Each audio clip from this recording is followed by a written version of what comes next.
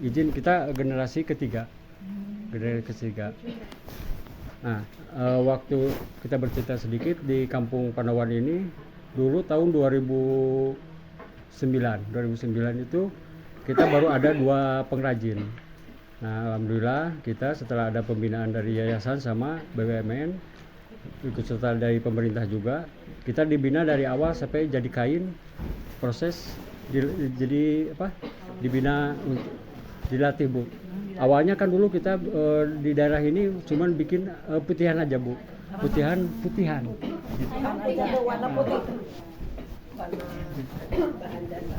Bahan dasar ya, betul.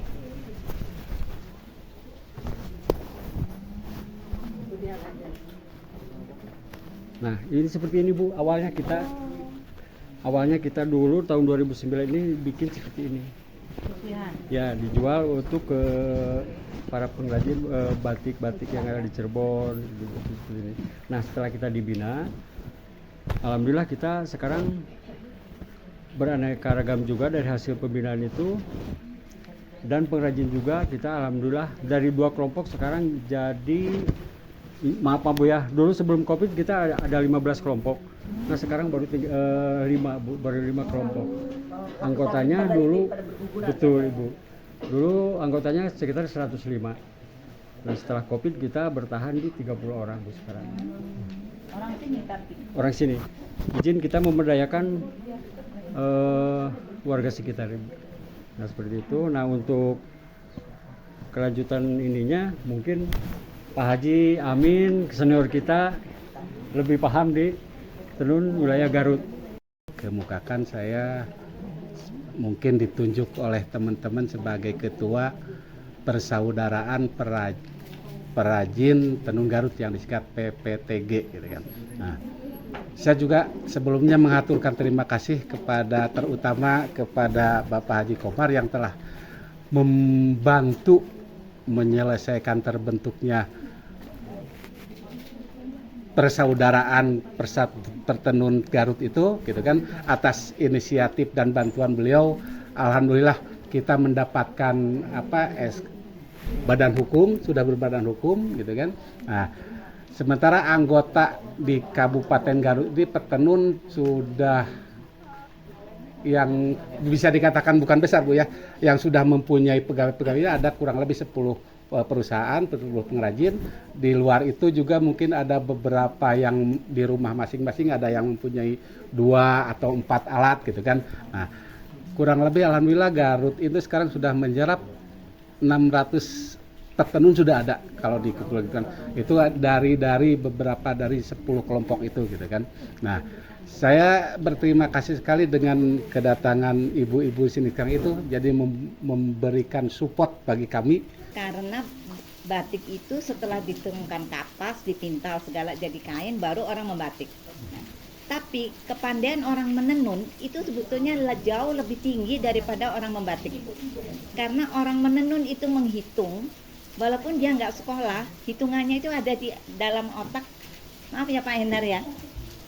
Jadi dia itu motif dan itu tidak digambar. Seperti batik, kalau batik kan kita gambar pola dulu. Tapi kalau tenun kita nggak bisa, kecuali kalau tenun ikat yang diikat-ikat itu ya Pak ya. Nah, oleh karena itu untuk mungkin ibu-ibu yang hari ini baru melihat pertama bagaimana cara orang menenun, jadi kita bisa tahu betapa sulitnya orang menenun. Nah, alat tenun itu kan ada 2 ya Pak ya. Yang satu tenun gendong itu yang lebih sempit, lebarnya lebih kecil karena selebar pinggangnya menenun, dan yang ATBM. Yang ATBM itu yang dipancang dengan kaki. Nah, saya mengatakan waktu itu mau berkunjung ke Garut, saya bilang batik, itu tenun harus, saya bilang. Jadi ingin tahu juga seberapa jauh dengan tadi Bapak mengutarakan, aduh bagus sekali loh Pak. Jadi ikut bangga, dan juga kami dari Himpunan Dasa Prema, kami yang melestarikan kain wastra tradisi. Jadi berarti kain-kain yang dibuat secara masih tradisional. Jadi tidak dengan mesin, tapi semua diselesaikan dengan tangan. Nah itu sebetulnya jauh lebih tinggi untuk nilai seninya ya Pak ya. Nah oleh karena itu kalau kita udah melihat sendiri dengan harga yang ditentukan oleh yang pengrajin, kita tuh jangan nawar ya. Kadang-kadang memang kita itu ibu-ibu kan sifatnya kalau udah itu kan menawar gitu, tapi kalau kita udah melihat sendiri betapa sulitnya orang menenun, dan apalagi dengan kemajuan ini kan ada apa tadi istilahnya yang benang cabut itu kan sesuatu teknik yang baru ya Pak ya. Padahal saya dengar tadi dari Bu tapi sebetulnya kesalahan, sebenarnya pertamanya kesalahan ya Pak ya. Ya, itu saya mendengar cerita dari Bapak bahwa ada kesalahan menggunting. Iya Pak, betul ya Pak ya. Memang awalnya dulu Bu, itu tekniknya sulam dulu ya. Sulam ya.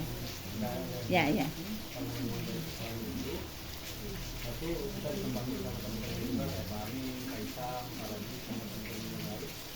Nah, sekarang beginilah Ya. Jadi kita tadi melihat sendiri bagaimana teknik dibuatnya dan kemudian ditenun ternyata digunting, ternyata sebetulnya bisa dipakai di atas dan di bawah ya Pak ya. Nah itu yang menurut saya itu satu kemajuan teknik yang walaupun tidak disengaja ternyata menghasilkan suatu seni yang nilai tinggi. Oleh karena itu kami ini juga terus belajar Pak, dan juga menginikan bahwa seni budaya kita itu kalau nggak kita sendiri yang menghargai, siapa lagi kan Pak. Nah juga kami mau menginikan bahwa itu ada tongkat estafet, jadi tidak hanya di ibu-ibu yang ini, tapi Pak nanti ke anaknya, ke cucunya, semua itu paling tidak menghargai dahulu apa yang dihasilkan oleh anak bangsa sendiri. Jadi jangan kita misalnya tenun misalnya tahu di Thailand ini, tapi sebenarnya kita itu nggak kalah. Nah itu yang harusnya kita pupuk bersama. Ya itu aja Pak yang ingin saya sampaikan. Kami berterima kasih sekali, banyak sekali pengalaman dan pengetahuan yang kami serap. Mudah-mudahan dengan misi dan visi kita Bahasa Prema itu adalah mengedukasi. Nah itu nanti kita bisa lanjutkan kepada generasi yang berikutnya. Terima kasih. Sekian dari kami. Wassalamualaikum warahmatullahi wabarakatuh.